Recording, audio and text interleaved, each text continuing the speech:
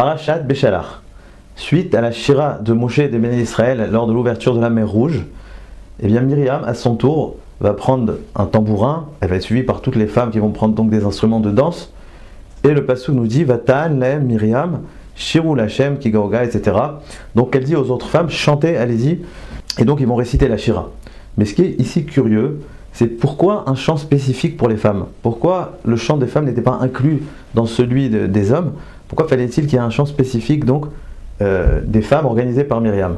De plus, lorsque on analyse le verset, il est écrit Vata'an lahem, Myriam leur a répondu, lahem au masculin, donc à eux. Et on pourrait s'interroger à qui elle vient répondre.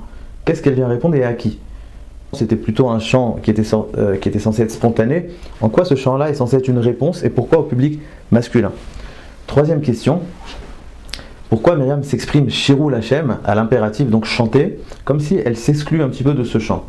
Et dernière question, pourquoi des instruments? Pourtant chez les hommes, le pasteur ne précise absolument pas qu'il y avait des instruments. Pourquoi les femmes auront-ils besoin d'instruments de musique, d'instruments de danse?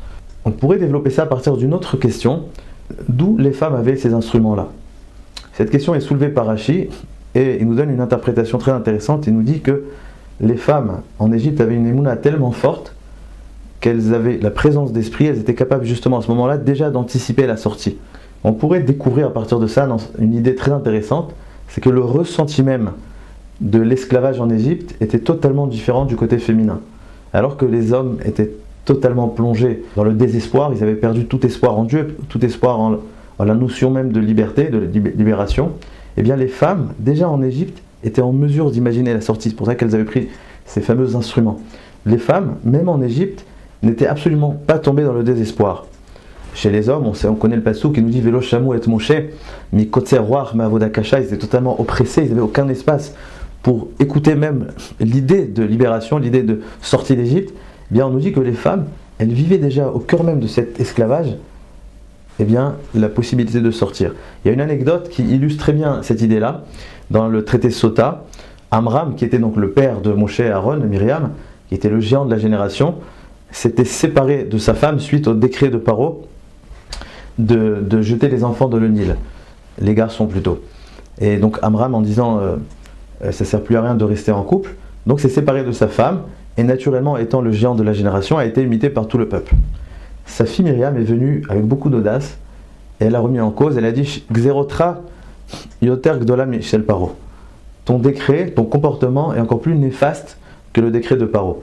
Car si Paro, son décret concernait donc les garçons uniquement, eh bien ton comportement de te séparer de ta femme va annuler totalement que ce soit garçon comme fille.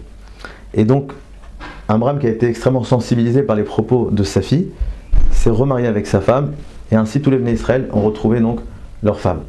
On voit ici la force de conviction de Myriam, qui est venue chez son père avec une audace incroyable et qui a réussi à changer la donne en faisant en sorte que chaque Béné Israël, donc son père en premier, a retrouvé sa femme, et ainsi ils ont continué à multiplier donc les Béné Israël jusqu'à que ce soit devenu un peuple entier. Donc c'est Myriam qui a véritablement donné naissance au peuple, au clan d'Israël. C'est pas pour rien qu'elle mérita de connaître la nature, l'identité du sauveur d'Israël. Elle l'a même sauvé de l'eau, parce que quelque part c'est Myriam la sage-femme de la nation. Elle a d'ailleurs été imitée par toutes les femmes, comme nous relatent les sages dans le traité Sota, que les femmes allaient voir leur mari avec des miroirs et elles les encourageaient justement à procréer. Et donc c'est les femmes qui ont garanti justement la création du peuple juif. Alors que le moral des hommes sombrait totalement dans le désespoir, eh bien les femmes avaient une conscience aiguë de la mission qui était entre leurs mains, celle de garantir le futur du peuple juif. Ça pourrait être la différence profonde entre la shira des hommes et des femmes. Car chez les hommes, il s'agissait d'une transformation totalement impensable. Les hommes n'étaient absolument pas en mesure d'imaginer la sortie, la notion même de liberté. Pour eux, donc, c'était une transformation radicale d'esclaves à hommes libres, et donc il s'agissait d'un cri beaucoup plus spontané, d'un cri exaltant d'un peuple entier ayant goûté à ce passage-là d'esclaves à hommes libres. Chez les femmes, contrairement à cela, c'était un chant peut-être prémédité, comme on l'a dit, elles avaient déjà les instruments avec elles, parce que pour elles, la notion même de sortie, la notion de libération existait déjà au cœur de l'Égypte. C'est-à-dire que dans leur esprit, elles étaient déjà libres. C'est vrai qu'elles étaient asservies autant que les hommes chez Paro, mais pour elles, à aucun moment elles avaient perdu la Emouna. Pour elles, cet exil-là, cette galoute-là, était déjà le cheminement vers la liberté. Donc si on pourrait dire que chez les hommes, c'était une transformation, chez les femmes, c'était plutôt une concrétisation. Une concrétisation de leur croyance, de leur Emouna qu'elles n'avaient jamais perdue. Et donc, les chants étaient de nature totalement différente. Chez les hommes, c'était un chant spontané, une transformation. Eux-mêmes sont devenus hommes libres, ils ont retrouvé la foi en Dieu, alors que les femmes qui avaient déjà la foi, leur chant était un chant presque prévu, prémédité. On pourrait même aller plus loin en disant que c'était un chant sur le fait même que les hommes soient devenus libres. C'est-à-dire qu'elles, en terre égyptienne, voyaient les hommes perdre totalement la raison, alors qu'elles avaient encore la foi. Et bien lorsqu'elles ont vu tout ce public masculin faire la shira, et bien elles-mêmes, elles ont loué Hachem sur le fait que ces hommes-là sont devenus également libres.